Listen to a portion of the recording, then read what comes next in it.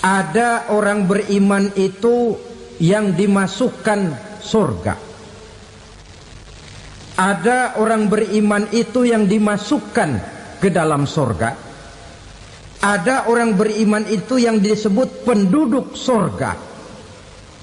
Kenapa lain-lain, Pak? Karena waktu di dunia amalannya juga lain-lain. Ada orang beriman yang masuk surga. Ini paling murah tiketnya. Mau masuk surga? Kata Nabi begini, ma min abdin qala la ilaha illallah thumma mata ala dhalik illa dakhala al-jannah. Kalau seorang hamba sudah mengucap dua kalimat syahadat, dia yakin dengan kebenaran kalimat itu sampai matinya, orang itu akan masuk surga. Abi Dzar yang waktu itu diajak bicara heran, ya Rasul kok gampang betul? Iya. Walaupun orang itu mencuri, iya. Walaupun orang itu berzina, iya.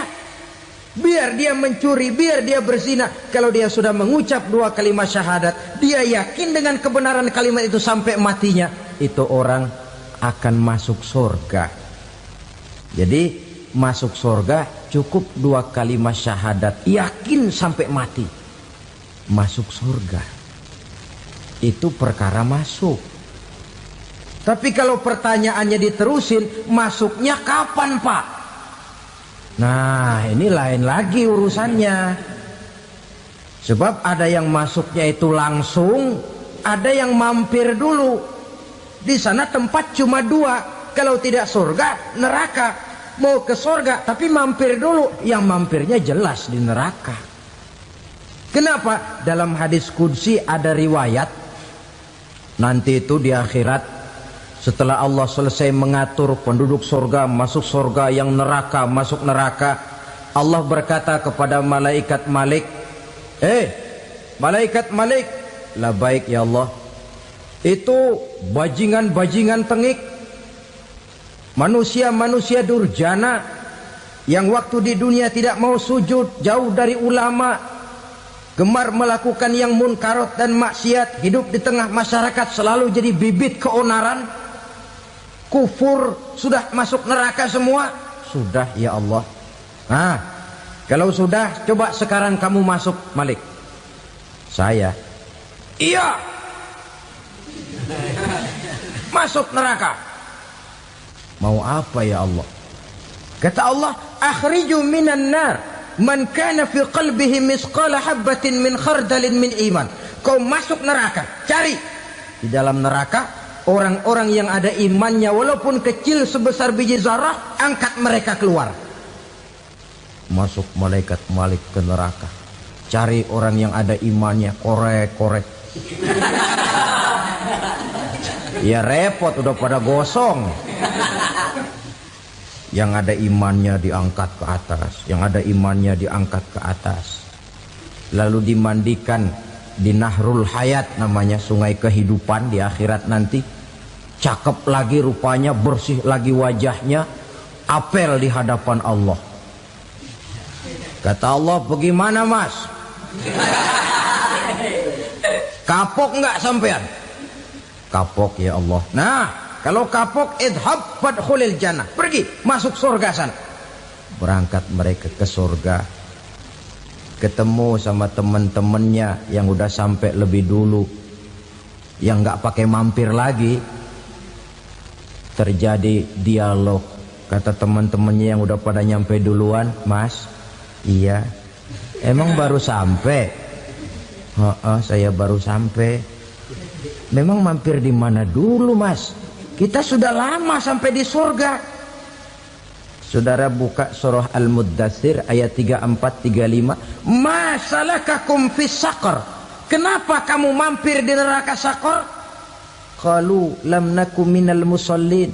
Mereka menjawab, kami mampir di neraka Saqar mas, gara-gara dulunya kami waktu di dunia tidak pernah sholat. Tidak pernah sholat? Tidak pernah. Kan rumahnya dekat masjid, cuma dekat doang mas. Sholat mah enggak saya.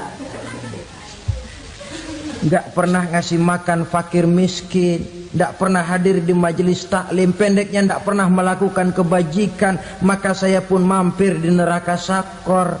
Untung betul saya punya iman mas sedikit. Waktu hidup di dunia dulu saya pernah mengucap 2 kalimat syahadat, sekali-kalinya waktu mau kawin. Masya Allah. Untung saja kawin, kalau nggak kawin polos.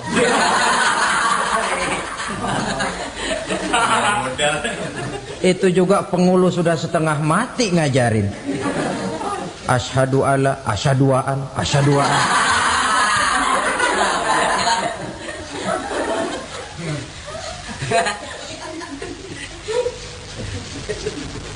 Ini namanya masuk surga, ada mampir dulu. Ada pula orang mukmin itu yang dimasukkan surga. Namanya dimasukkan kan terima beres. Saya masuk ke rumah, jalan sendiri, cari tempat sendiri. Saya dimasukkan ke dalam rumah, terima beres, pokok ada di dalam, itu dimasukkan namanya. Nggak pakai mampir. Tapi tentu tiketnya lebih mahal ketimbang yang pertama tadi. Apa kata Allah? Innal ladzina amanu wa amilus salihat la ukaffiranna anhum sayyi'atihim wa la udkhilannahum jannah. Sesungguhnya orang-orang yang beriman kemudian beramal soleh, kami hapuskan segala dosa dan kesalahannya, kami masukkan mereka ke dalam surga. Lihat ayatnya, Allah yang memasukkan, kita yang dimasukkan. Tidak pakai transit, tidak usah mampir. Cuma tidak cukup syahadat, tidak cukup amanu, tapi diiringi dengan wa'amilus salih. Iman, amal. Tidak cukup syahadat, lalu dibuktikan dia sholat, dia zakat, puasa, lalu dia melakukan berbagai macam kebajikan. Ini yang menyebabkan dia tidak pakai mampir di tempat yang bernama sakor. Lalu ada pula orang mukmin itu yang disebut penduduk surga. Wah, ini sudah VIP ini. Ashabul jannah, penduduk surga. Siapa mereka? Kata Allah, innal ladzina amanu summa istaqamu fala khaufun 'alaihim wala hum yahzanun ulaika ashabul jannah hum fiha khalidun. Sesungguhnya orang-orang yang beriman lalu istiqamah, tetap dalam melaksanakan perintah Allah, tidak goyang, tidak labil tapi stabil, istiqamah, mereka tidak takut dan tidak bersedih hati. Merekalah penduduk surga. Iman, istiqamah. Tidak punya duit, sembayang. Banyak duit, sembayang. Miskin, sembayang. Kaya, tetap sembayang. Istiqamah. Kadang orang kalau susah rajin ke masjid, banyak duitnya ngelihat masjid melengos. Waktu miskin hamba Allah, setelah kaya jadi hamba harta. Bergeser, tidak ada nilai istiqomahnya. Saudara-saudara, dengan begitu penduduk neraka itu dua. Ada penduduk permanen, ada penduduk yang semi permanen. Yang semi permanen orang-orang beriman yang mempunyai dosa besar. Mereka masuk ke neraka untuk menerima azab sesuai dengan dosanya. Bila selesai masa azab itu, mereka akan diangkat untuk ditempatkan kembali ke dalam surganya Allah Subhanahu wa ta'ala. Nah, dikala itulah saudara-saudara, ada yang disebut syafaat dari Rasulullah Sallallahu Alaihi Wasallam. Tapi tentu jangan lupa, syafaat ini ibarat kain menambal dia. Kita punya kain bolong-bolong sedikit, syafaat yang menambal. Solat kita ada kurang dikit, sedekah kita ada campur riak dikit, amalan kita ada tidak karena Allah dikit, kita berharap syafaat. Jadi biarlah kain masih bolong-bolong, yang penting punya kain. Tapi kalau kainnya tidak ada, yang ditambal apanya? Sholat tidak, puasa tidak, zakat tidak, berharap syafaat saja. Ya, terlalu berlebihan itu. Saudara hadirin yang saya hormati, apabila selesai proses penghisaban, proses penghitungan, maka dikala itulah manusia terbagi dalam dua kelompok besar. Fariqun fil jannah wa fariqun fis sa'ir. Sekelompok orang-orang beruntung yang masuk ke dalam surga, dan sekelompok lagi masuk ke dalam neraka. Ibu-ibu, saudara-saudara kaum muslimin rahimakumullah. Pada pertemuan yang lalu sudah saya jelaskan bahwa hidup selalu berakhir dengan kematian. Apabila datang kematian menimpa seseorang, datanglah kiamat baginya. Itu yang disebut dengan kiamat kecil. Hakikatnya mati adalah perpindahan dari kehidupan di dunia ini menuju kehidupan di alam barzakh. Menunggu kita di alam barzakh sampai datangnya saat kiamat. Entah 10 tahun, entah 100 tahun, entah 1000 tahun, hanya Allah saja yang maha tahu. Adapun orang-orang beriman yang melakukan amal kebajikan dalam kehidupan di dunia ini, masa penantian yang lama di alam barzakh buat mereka sebentar saja. Tetapi bagi orang-orang kafir yang ingkar, yang tidak beriman kepada Allah, yang hidup di dunia cuma menumpuk-numpuk dosa, tentu penantian di alam barzakh akan merupakan waktu yang sangat lama. Bukankah dalam kehidupan kita waktu itu memang relatif? Contoh misalnya, bagi pemuda-pemudi yang sedang duduk asyik memadu cinta, waktu 4-5 jam saja rasanya cuma 4-5 menit. Tenggelam oleh keasikan. Tapi buat orang yang berbaring di rumah sakit, meratap di balik-balik apa itu tembok derita kata lagu,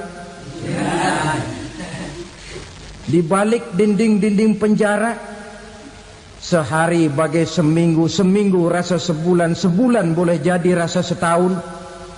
Penantian yang sangat lama. Kapan kiamat itu akan datang?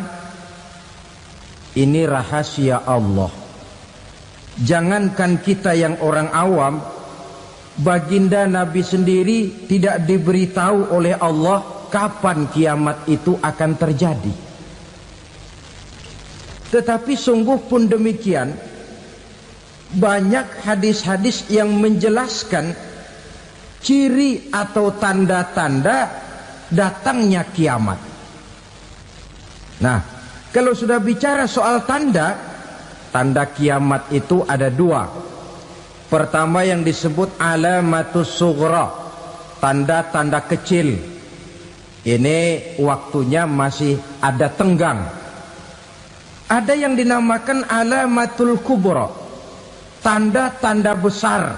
Artinya kiamat sudah diambang pintu. Apa tanda-tanda kecil dari datangnya hari kiamat itu?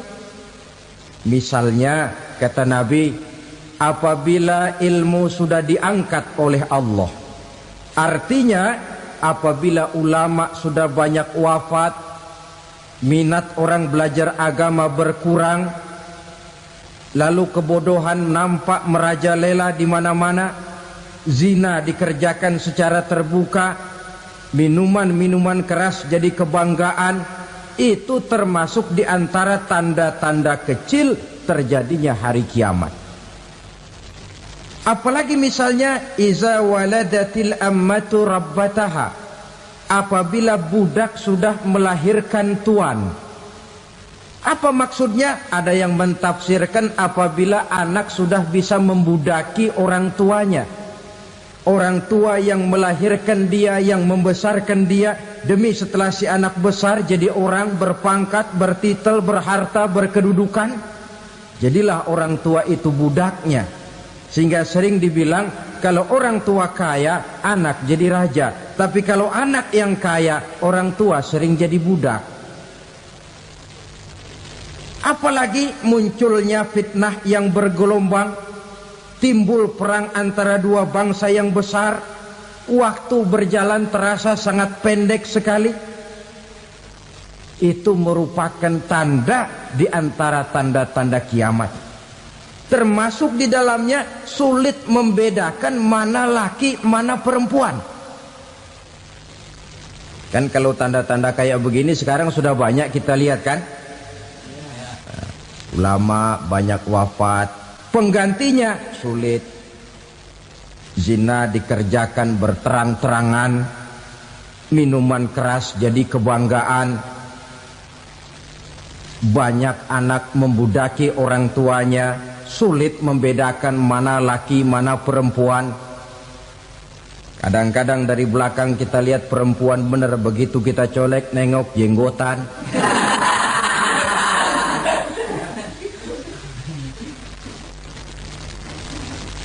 Ini termasuk tanda-tanda kecil. Masih ada tenggang sampai akan terjadinya kiamat itu. Nah, yang dimaksud dengan tanda-tanda besar, ini tanda besar artinya kiamat sudah diambang pintu. Pertama, matahari terbit dari sebelah barat. Apabila matahari sudah terbit dari arah sebelah barat, tertutuplah sudah pintu taubat. Bersabda Nabi kita, la taqumus sa'atu hatta tatlu'a syamsu min maghribiha. Tidak akan datang hari kiamat sampai matahari terbit dari arah sebelah barat.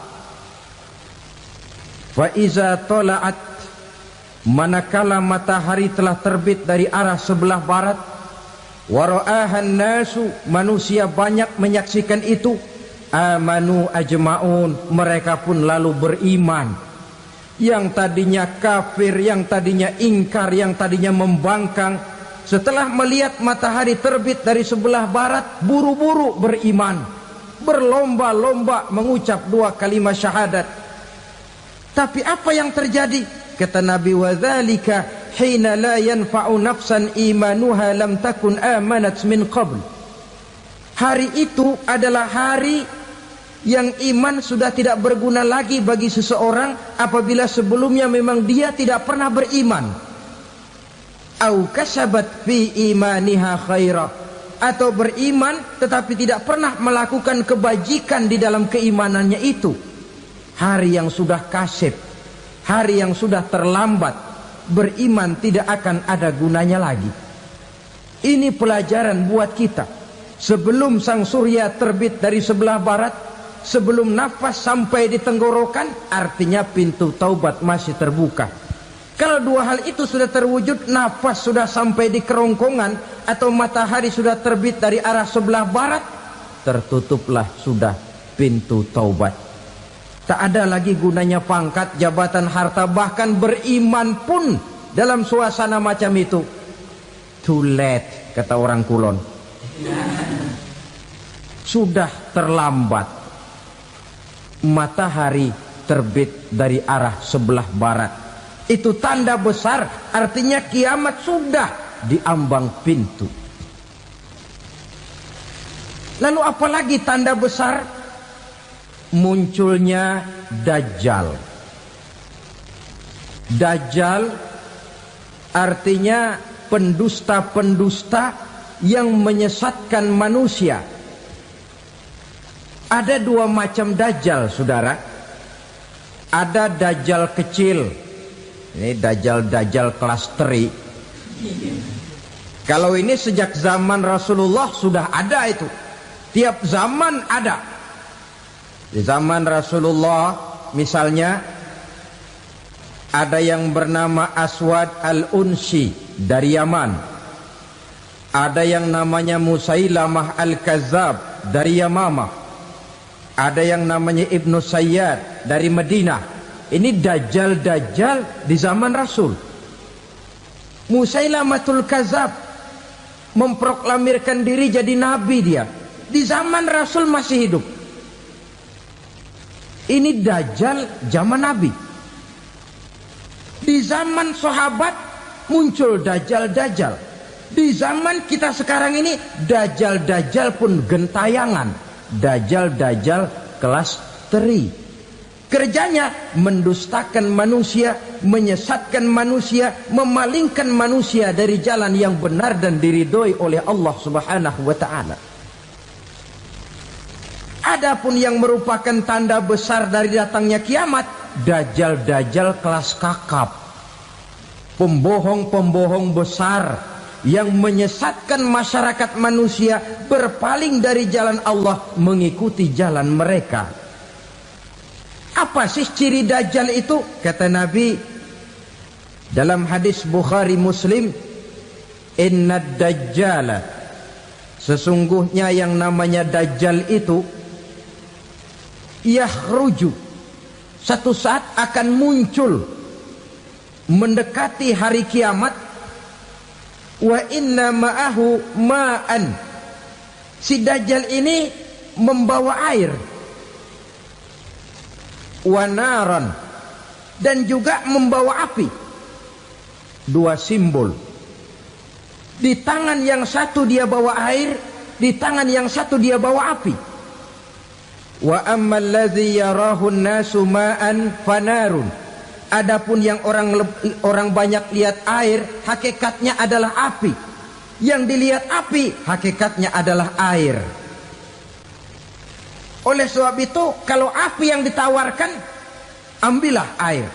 Kalau air yang ditawarkan, pilihlah api. Maksudnya apa ini? Ini bahasa simbol, saudara-saudara. Dajjal bicaranya seolah-olah untuk kepentingan manusia. Menawarkan surga. Surga yang dia tawarkan hakikatnya neraka. Hai manusia, kalau kau mau bahagia, jangan dekat-dekat dengan agama. Sholat itu tidak efektif dan efisien, tidak produktif dari segi ekonomi itu. Menghadiri majelis taklim cuma buang-buang waktu. Tahajud, tasbih, tahlil, baca Quran, apa itu? Pekerjaan mubazir saja. Hidup ini cuma sekali, masa yang cuma sekali, manfaatkan dengan sebaik-baiknya. Mumpung, dibawanya sifat mumpung tetapi dalam pengertian yang sangat negatif. Bicaranya seolah-olah untuk kepentingan manusia, tetapi sebenarnya menjerumuskan manusia. Menawarkan air, tapi sebenarnya api. Menawarkan api, tapi hakikatnya air. Buat apa kamu sholat? Buat apa kamu bayar zakat? Buat apa kamu puasa? Surga yang dicanangkan Dajjal, hakikatnya neraka. Neraka yang digambarkan Dajjal, pada dasarnya adalah surga. Jadi memutarbalikkan fakta itu kerjaan Dajjal. Yang hak jadi batil, yang batil dibilang hak, yang benar jadi salah, yang salah malah jadi benar. Tuntunan disuruh jadi tontonan, tontonan malah menjadi tuntunan. Itu pekerjaan Dajjal profesinya. Zamannya Nabi Adam, Dajjalnya kan iblis. Betul? Betul. Apa sih gang kerayuan iblis itu? Allah setelah menciptakan Nabi Adam kan bilang, Adam, kau dan istrimu Hawa tinggal di surga ini. Seluruh fasilitas yang ada di surga persilahkan kau nikmati. Satu yang tidak boleh, jangan coba-coba dekati pohon khuldi. Dekat saja jangan, apalagi sampai memetiknya. Datang Dajjal yang namanya iblis ini. Adam, kamu tahu nggak kenapa tidak boleh makan buah khuldi? Ya nggak tahu, pokoknya saya dilarang. Bodoh kamu Dam. Khuldun artinya kekal. Kalau kamu makan itu buah, kau akan kekal di surga buat selamanya. Allah tidak kepengen, maka dilarang kamu makan buah khuldi. Kalau kau ingin kekal di surga Adam, makan saja. Saya bicara begini ini untuk kepentingan kamu Adam. Ini kan ciri-ciri Dajjal. Bicaranya sih seolah-olah untuk kepentingan Nabi Adam, hakikat sebenarnya menjerumuskan Nabi Adam supaya ingkar dan melanggar larangan dari Allah Subhanahu wa ta'ala. Jadi setelah muncul Dajjal, timbul kekacauan-kekacauan di masyarakat.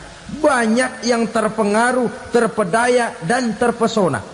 Termasuk mereka yang memproklamirkan diri jadi nabi. Mereka yang memproklamirkan diri jadi rasul di zaman sesudah Rasulullah wafat, itu adalah Dajjal-Dajjal. Maka saya ingatkan, kalau di zaman kita sekarang ini ada orang ngaku jadi nabi, ada orang ngaku jadi rasul, biar bahasa Arabnya kental, Quran hafal, hadis ribuan hadis hafal, biar pakai serban sampai menyengser ke tanah, bahasa Arabnya fasih, tapi dia mengaku jadi nabi, jadi rasul, kita umat Islam wajib tidak percaya. Wajib untuk tidak percaya. Itulah Dajjal-Dajjal zaman kita sekarang ini. Tidak mustahil mereka datang mempengaruhi orang awam supaya berpaling dari Rasulullah, mengikuti mereka. Nah, di akhir zaman nanti, mendekati hari kiamat, Dajjal ini muncul. Dajjal kelas kakap, menyesatkan masyarakat manusia untuk berpaling dari Islam, mengikuti seruan mereka. Apalagi di antara datangnya kiamat itu, tanda yang besar itu, turunnya Nabiullah Isa Al-Masih, putra Maryam. Menurut berbagai hadis yang sahih, Nabi Isa Al-Masih nanti akan turun lagi. Tidak membawa risalah yang baru, tapi meluruskan risalah Islam ini yang telah banyak ditinggalkan oleh masyarakat. Bahkan ada hadis menjelaskan beliau akan membunuh Nabi, mematahkan kayu-kayu salib, lalu melaksanakan haji dan umrah mengikuti syariat Nabi Muhammad, bukan membawa agama baru. Menjadi semacam mujaddid, reformer, menyelamatkan manusia dari bisikan Dajjal. Bahkan ada riwayat yang menjelaskan bahwa Nabi Isa berhasil mengalahkan Dajjal, mengembalikan masyarakat manusia kembali kepada ajaran Islam yang datang dari Allah, dibawa oleh Rasulullah Sallallahu Alaihi Wasallam. Dengan kata lain, turunnya Nabi Isa bukan sebagai Nabi dan Rasul baru, tetapi mengikuti syariat Nabi kita Muhammad Sallallahu Alaihi Wasallam. Saudara hadirin, ibu-ibu hadirat yang saya hormati, kemudian apalagi di antara tanda-tanda besar akan datangnya kiamat itu? Keluarnya asap atau awan. Kata Nabi, inna min asyrati sa'ah dukhanan yamla'u ma bainal masyriqi wal maghrib. Di antara tanda-tanda kiamat, munculnya awan antara langit dan bumi. Ini pun diperkuat dalam surah Ad-Dukhan ayat 10. Fartaqib yauma ta'tis sama' bidukhanin mubin fayughshan nas hadza azabun alim. Bagi orang-orang yang beriman, mereka biasa-biasa saja. Tapi bagi orang kufur, datangnya asap dan awan ini merupakan azab yang kelewat pedih.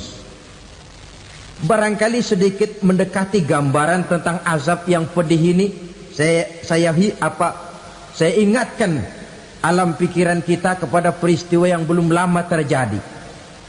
Pernah dengar berita bocornya reaktor nuklir di Chernobyl, Uni Soviet? Pernah dengar? Nah, bocornya reaktor nuklir di Chernobyl yang mengakibatkan ratusan bahkan sangat mungkin ribuan nyawa. Cuma satu reaktor. Bagaimana kalau seluruh cadangan nuklir yang dimiliki oleh para negara adik kuasa ini diledakkan? Bahkan yang konon menurut catatan cadangan nuklir yang dimiliki bersama oleh Amerika dan Rusia sekarang ini sudah sanggup memusnahkan 6 miliar manusia, 1,5 kali lebih banyak dari jumlah manusia yang nongkrong di permukaan bumi ini. Saudara-saudara hadirin yang saya hormati, lalu saat mendekati hari kiamat, apalagi tandanya setelah Nabi Isa wafat, pada saat turunnya yang kedua kali, lalu Allah meniupkan angin sejuk. Semua orang-orang beriman, orang-orang baik wafat, sehingga penghuni bumi ini cuma tinggal lagi terdiri dari orang-orang kafir. Tidak ada lagi di bumi ini yang bisa mengucapkan Allah. Sehingga dalam hadis qudsi itu ada keterangan, innallaha azza wa jalla yaqulu li Israfil. Allah pernah pesan kepada malaikat Israfil, kata Allah, Israfil, idza sami'ta qailan yaqul Allah Allah fa akhirin nafakh 40 sanatan ikraman liqailiha. Hai Israfil, apabila kau dengar di permukaan bumi masih banyak orang yang mengucapkan Allah Allah, maka tunda sangkakala kiamat itu 40 tahun. Untuk apa? Ikraman liqailiha, menghormati orang yang mengucapkan Allah Allah itu. Wah, jadi karena sekarang masih banyak yang mengucapkan Allah, besar hatilah kita, masih jauh kiamat itu. Tapi jangan lupa, kiamat pribadi, kiamat kecil itu yang gak kita sangka-sangka. Ajal datang mencabut nyawa, itu kiamat pribadi. Dan itu yang pasti kita hadapi. Dan itu yang membuat kita tidak boleh bersikap main-main di dalam kehidupan sekarang ini. Saudara hadirin yang saya hormati, tidak ada lagi orang-orang muslim. Seluruh penduduk dunia ini kafir. Lalu terciptalah struktur sosial yang berlandaskan prinsip hidup semau gue. Bakal terjadilah prinsip di mana yang kaya menyantap yang miskin, yang kuat menindas yang lemah. Hidup sudah bagaikan di rimba belantara. Berlaku hukum rimba. Siapa yang kuat dia yang menang, siapa yang lemah menjadi mangsa. Timbul kekacauan, maksiat merajalela, munkarat menjadi-jadi. Sehingga isi bumi ini penuh dengan segala macam perbuatan dosa. Tidak ada perlunya lagi alam diperpanjang temponya. Datang saat yang sudah dijanjikan oleh Allah Azza wa Jalla, maka terjadilah yang disebut kiamat kubra, kiamat besar, kiamat ancur-ancuran. Bagaimana kejadian ini dimulai?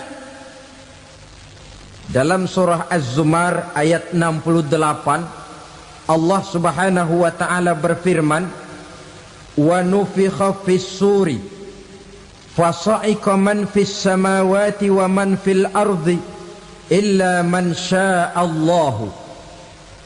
Maka manakala ditiuplah sangkakala, terkejutlah seluruh yang ada di langit dan seluruh yang ada di bumi. Bila saat kiamat datang, Allah perintah malaikat Israfil, Israfil, tiup sangkakalamu. Ditiuplah sangkakala oleh malaikat Israfil. Yang akibat daripada tiupan itu, seluruh yang ada di langit, seluruh yang ada di permukaan bumi terkejut. Yang ada di langit siapa? Malaikat kan. Bayangin aja kalau malaikat kaget, apalagi kita. Terkejut seluruh makhluk yang ada di bumi, yang ada di langit mendengar suara sangkakala itu. Bunyinya tidak sanggup kita bayangkan dahsyatnya. Ledakan nuklir, ledakan neutron, belum apa-apa ketimbang bunyi sangkakala malaikat Israfil ini. Nah, lalu mendengar bunyi sangkakala ini, Gemparlah makhluk, kacaulah alam. Bumi gempa, planet-planet bertabrakan, gunung meletus, air laut tumpah ke darat, angin topan bertiup, halilintar menyambar. Lalu semua yang bernama hidup mati total. Mati bareng tanpa persiapan. La haula wala quwata illa billah. Saya kadang-kadang dalam tafakur bermohon, ya Allah, mudah-mudahan saya enggak nemuin kiamat beneran. Ngeri. Tidak bisa kita bayangkan macam apa suasana seperti itu. Allah saja banyak memberikan gambaran, misalnya Al-Qari'ah, wa mal qari'ah, wa ma adraka mal qari'ah. Kejadian yang menggemparkan. Tahukah kamu apa kejadian yang menggemparkan itu? Yauma yakunun nasu kal farasil mabsus wa takunul jibalu kal ihnil manfus. Pada saat itu manusia berterbangan bagai kupu-kupu. Gunung berterbangan seperti kapas ditiup angin. Gunung saja macam kapas, konon lagi manusia.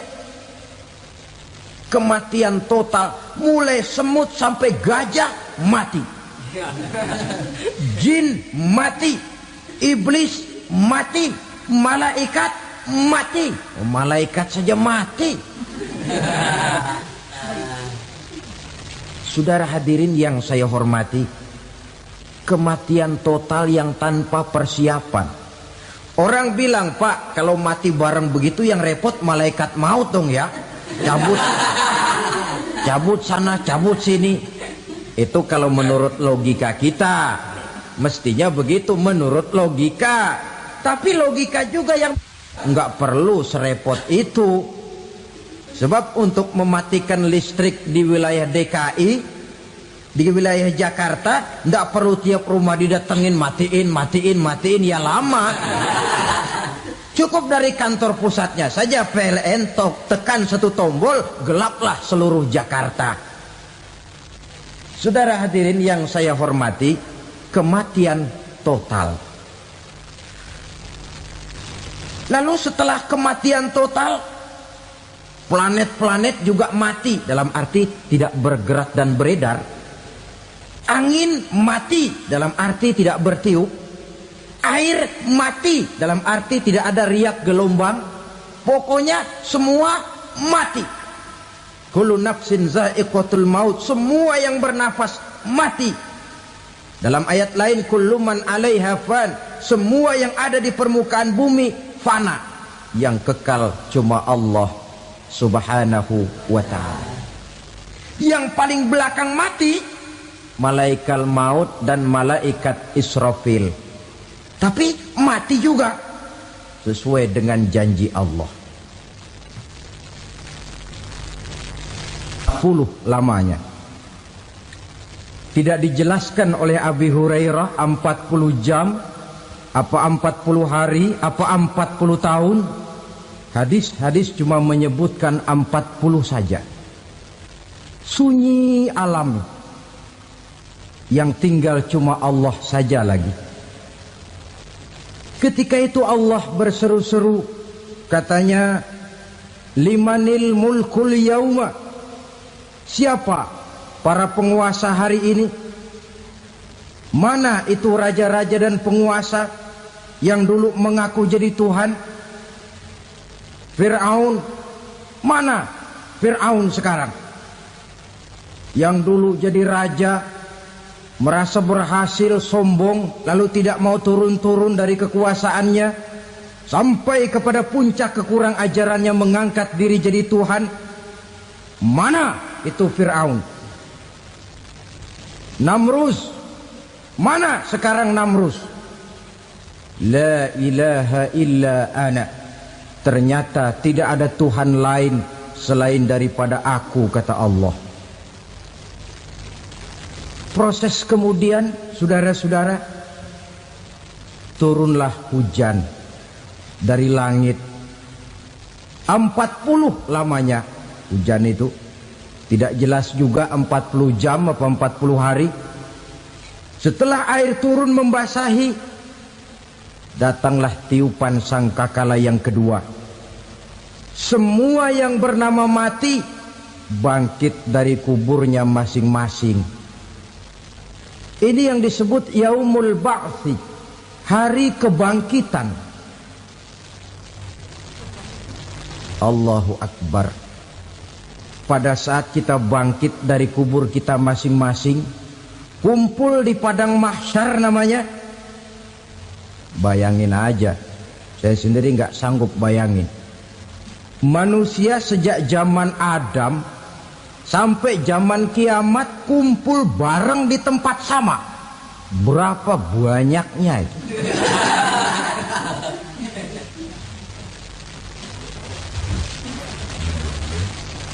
Dan yang luar biasa menurut satu riwayat, pada saat bangkit itu, Masya Allah, roman muka kita berubah,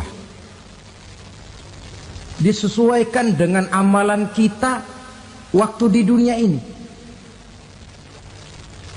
Barang siapa yang waktu di dunia amalannya itu amalan tikus,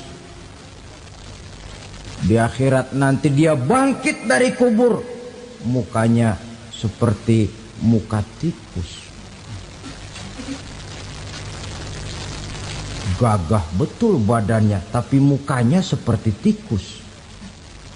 Kenapa? Amalannya waktu di dunia seperti amalan tikus. Apa amalan tikus itu? Suka ngegeragoti barang yang sudah disimpan rapi-rapi. Orang sudah simpan uang rapi-rapi, simpan perhiasan rapi-rapi, digeragoti oleh tikus. Maling-maling, pencoleng-pencoleng, koruptor-koruptor. Itu nanti di akhirat nanti kita lihat mukanya seperti muka tikus. Oh ini waktu di dunia suka nyolong, mukanya seperti muka tikus. Barang siapa yang waktu di dunia ini amalannya itu amalan macan, dia akan bangkit nanti mukanya seperti muka macan. Apa amalan macan? Macan itu amalannya menang-menangan. Orang yang mau menang saja, nggak mau mengalah. Coba lihat di hutan. Kenal hutan nggak? Di hutan, raja hutan di mana-mana pasti macan. Betul kan? Betul. Padahal hutan belum pernah bikin pemilihan umum. Tapi macan tidak peduli ada pemilihan umum apa tidak, pokok saya raja. Sebab apa? Macan jadi raja itu bukan karena benar, tapi karena kuat jadi raja. Setelah dia jadi raja, rakyat hutan yang mesti dilindungi malah dimakan oleh raja macan. Kambing rakyat hutan dimakan oleh macan. Ayam rakyat hutan dimakan oleh macan. Itu nanti kita lihat di akhirat itu mukanya seperti muka macan, gagah betul. Lalu barang siapa yang di dunia ini amalannya itu seperti amalan anjing, nanti dia punya muka seperti muka anjing. Apa amalan anjing? Pertama, anjing itu kalau disuruh jaga rumah, dia tidak bisa membedakan mana maling, mana tamu. Biar yang datang maling, kalau bawa tulang, anjing kalem. Yang kedua, anjing itu akan setia kepada siapa saja yang memberinya roti. Siapa yang memberinya roti, itulah majikannya. Apa kata majikannya pasti dia laksanakan. Soal benar atau salah dia tidak peduli. Setelah anjing dapat roti, dia tidak punya pilihan lain kecuali bilang, abdi mah kumaha juragan wae ayeuna mah.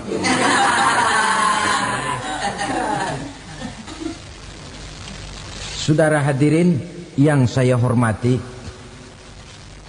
berkumpul di padang mahsyar, tiap orang sibuk dengan persoalannya masing-masing. Matahari waktu itu didekatkan oleh Allah. Panas luar biasa. Ada yang saking panasnya itu mencucurkan peluh keringat sampai sebatas mata kakinya.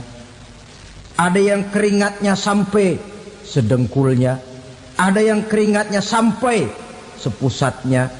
Ada yang keringatnya mengalir sampai sebahunya. Ada yang kelelap oleh keringatnya sendiri, sementara orang di sampingnya nggak apa-apa. Bergantung lagi amalan dia waktu di dunia ini.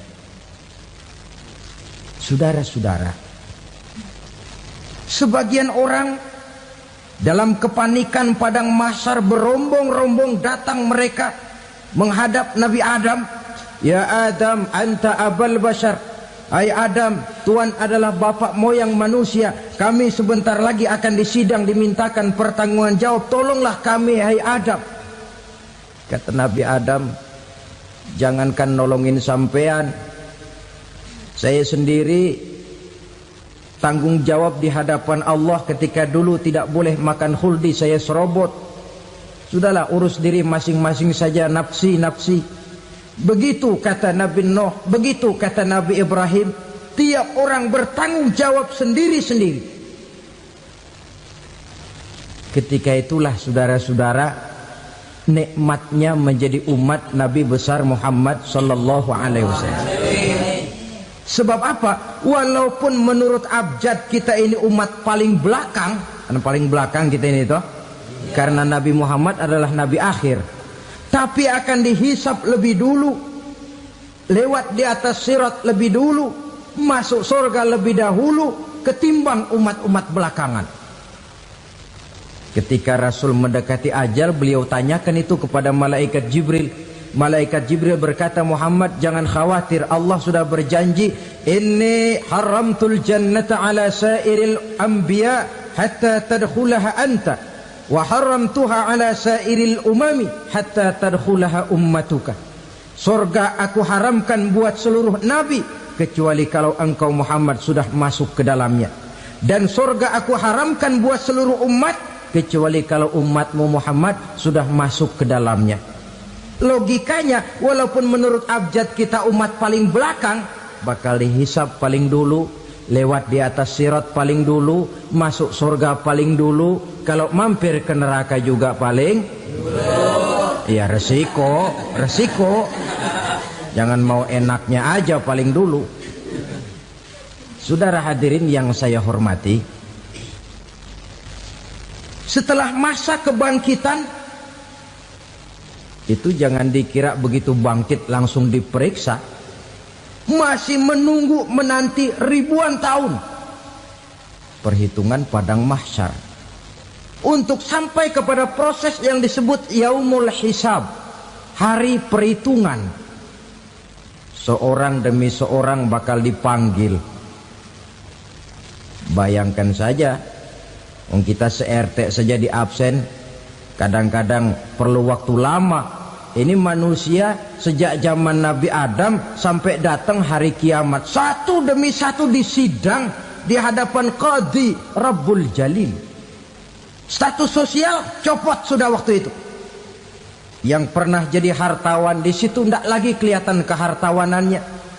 Yang pernah jadi jenderal tidak lagi dipanggil jenderalnya. Yang ustadz tidak lagi dipanggil al-mukarramnya. Seluruh status sosial selesai. Dipanggillah kita seorang demi seorang menghadap Qadhi Rabbul Jalil. Bagaimana proses penghisaban itu? Pertama, proses tanya jawab. Di antaranya ada hadis menyatakan, lan tazula qadama 'abdin yaumal qiyamah hatta yus'ala an arba'i khisalin. Besok di hari kiamat tidak akan bergeser telapak kaki seorang hamba sampai dia ditanya lebih dulu tentang 4 persoalan. Tentang ilmunya, kemana ilmu itu diamalkan. Tentang umurnya, di mana umur itu dihabiskan. Tentang masa mudanya, kemana masa muda itu dipakai. tentang hartanya, dari mana harta itu didapat dan kemana harta itu dibelanjakan. Ini termasuk proses tanya jawab. Jadi kalau istilah pengadilan dunia, nama Fulan bin Fulan. Kamu waktu di dunia diberikan umur panjang untuk apa? Pernah mengalami masa muda, kemana kau habiskan masa remajamu?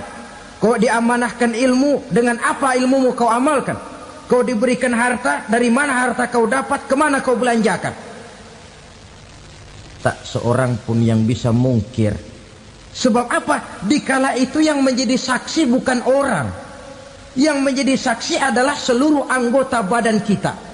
Tangan bicara, kaki jadi saksi terhadap seluruh amalan yang pernah kita kerjakan pada saat kehidupan di alam dunia ini. Selesai proses tanya jawab, lalu diperlihatkan buku catatan kita waktu hidup di dunia ini. Jangan lupa Allah itu menyiapkan 2 superkomputer kepada kita. Sebelah ditempelin sebelah kanan, yang sebelah tempelin di sebelah kiri. Komputer itu namanya Raqib dan Atid. 2 malaikat yang apabila baik kita lakukan, refleks saja akan menulis kebajikan kita. Jahat kita kerjakan, akan tertulis. Catatan itu nanti diperlihatkan kepada kita. Waduh, alangkah malunya pada saat diperlihatkan catatan kita, buku rapot kita merah melulu. Barangkali diperiksa sambil diomelin, brengsek lo. Buku merah melulu begini, bagaimana waktu hidup di dunia? Tidak cukup diperlihatkan buku catatan kehidupan, rekaman kehidupan. Rekaman kehidupan kita secara utuh sejak terlahir sampai ajal datang merenggut nyawa. Barangkali mirip dengan video sekarang ini, di mana terekam dengan baik seluruh kegiatan kita, sejak yang sekecil-kecilnya sampai kepada yang sebesar-besarnya. Untuk kemudian kita pun menerima balasan. In khairan fa khairun wa in syarran fa syarrun. Kalau baik ya baik balasannya, kalau jahat ya jahat juga balasannya. Catatan-catatan kita diberikan. Kalau banyak kebajikannya diberikan di tangan kanan dengan cara yang halus. Kalau banyak kejahatannya diberikan dari sebelah kiri atau dilempar dari belakang. Itulah sebabnya sejak di dunia ini kita sudah mohon kepada Allah. Ketika berwudu membasuh tangan kanan, apa kita bilang? Allahumma a'tini kitabi biyamini wa hasibni hisaban yasira. Ya Allah, berikan saya kitab di tangan kanan, dan kalau saya memang perlu dihisap, hisaplah saya yang seringan-ringannya. Tangan kiri berlindung kita kepada Allah. Jangan sampai diberikan kitab di tangan kiri atau dari arah sebelah belakang. Wa a'udzubika an tu'tiya kitabi bishimali aw min wara'i zuhri, dari arah sebelah belakang. Na'udzubillah min dzalik. Setelah selesai lewat proses penghisaban, lewat mizan, timbangan, maka yang sudah selesai dihisab itu bergeraklah menuju sirat, jembatan yang terbentang menuju surga melalui neraka. Saudara-saudara, panjangnya perjalanan sirat itu memakan waktu ratusan tahun. Tetapi orang yang lewat di atas sirat pun macam-macam, bergantung amalannya ketika di dunia ini.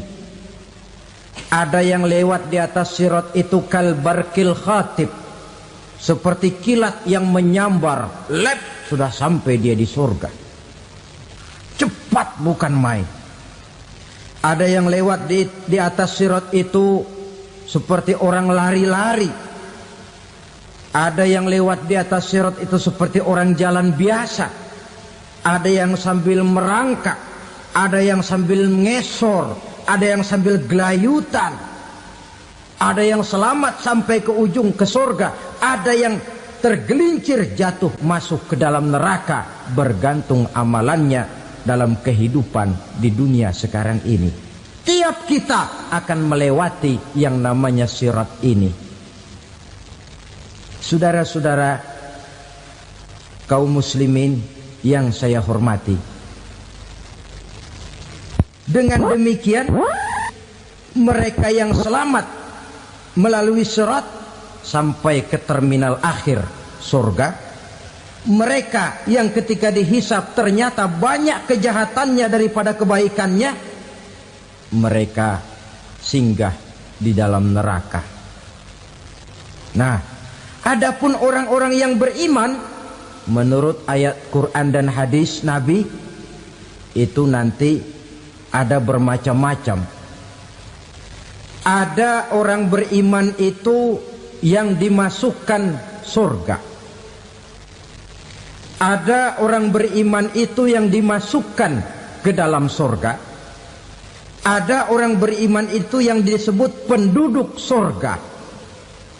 Kenapa lain-lain, Pak? Karena waktu di dunia amalannya juga lain-lain. Ada orang beriman yang masuk surga. Ini paling murah tiketnya. Mau masuk surga? Kata Nabi begini, ma min abdin qala la ilaha illallah thumma mata ala dhalik illa dakhala al-jannah.